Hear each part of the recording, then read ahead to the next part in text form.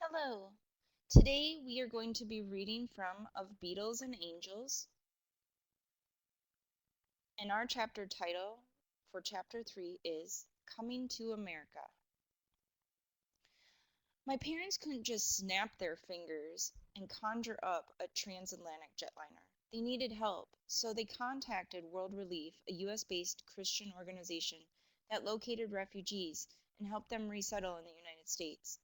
Millions of my people had become refugees during the 30-year bloodbath between Ethiopia and Eritrea.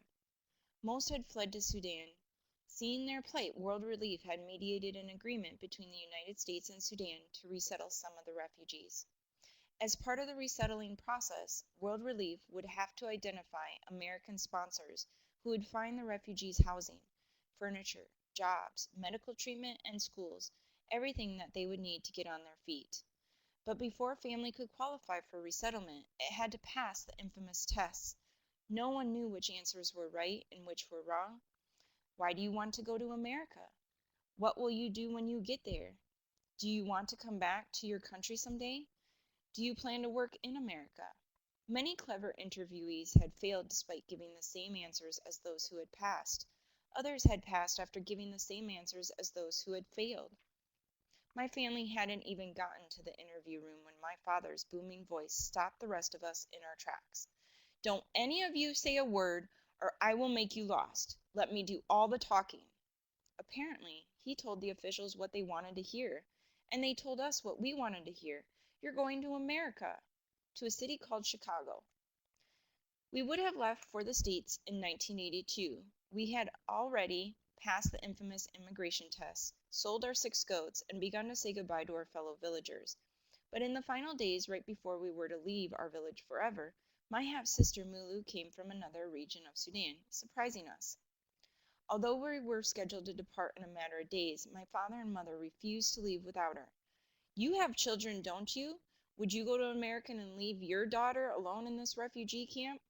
"Look," they told us, "World Relief agreed to work with a family of 5, not a family of 6. They agreed to bring you now, not later, and it's impossible for her to come with you now. She has no paperwork."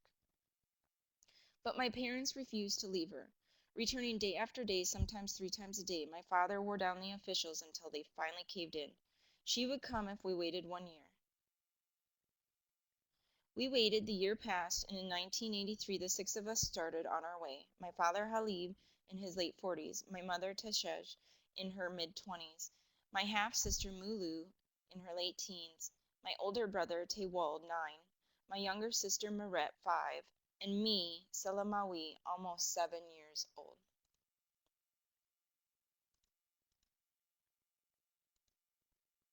Our friends gathered to bid us farewell, and a truck rumbled toward us. It was a lorry, one of those mammoth vehicles that looks like an African elephant. Its gaping back entrance beckoned us, giving us advice. Oh, that we could have heard it! "Come on in, come if you dare. Make your choice carefully, for once you enter you cannot return. Turn and look at your friends and know that they are your true family, for friends and even enemies become family when you live in exile. Look at them and know that you will never see them again. Wave goodbye to H. Go hug him. Believe it or not, you will miss even the bullies and the cruel math teachers, for even the most horrifying memories are you. They are yours and no one else's, and they, along with the good memories, are your life. You know America through stories. You know it to be paradise. But beware.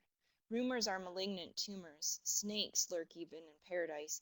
And the advice of mothers does not always ward off evil.